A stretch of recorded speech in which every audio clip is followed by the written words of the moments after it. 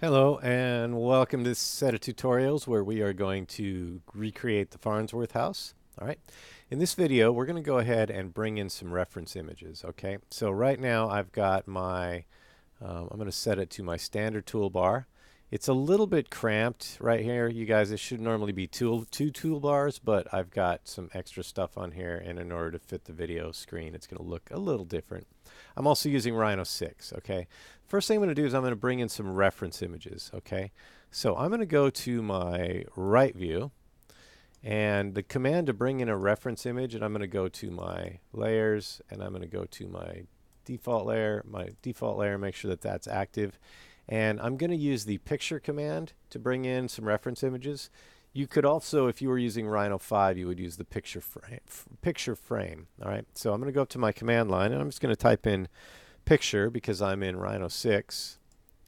And I'm going to go to my Farnsworth house, and I'm just going to bring in an actual image. So I'm going to click on that, and I'm going to open it, and I'm going to click here and there. All right. And now I've just got basically a reference image. It's not a reference image, it's something for me to look at, okay? And I'm going to go to my front view as well, and I'm going to run the picture command again. And there. And I'm going to grab this second one, and I'm going to hit OK.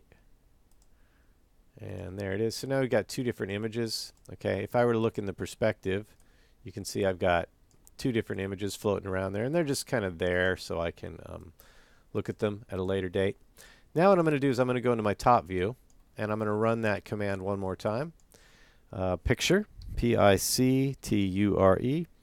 And again, when you run the picture command, you basically, I click on the image that I want, I say OK, and now it's going to say first corner of picture, and I'm just going to go start at 0, enter, and you just drag it in just like it is a normal, like you're making a rectangle or something. And you drag it in as large as you want, and then you click, and you stop.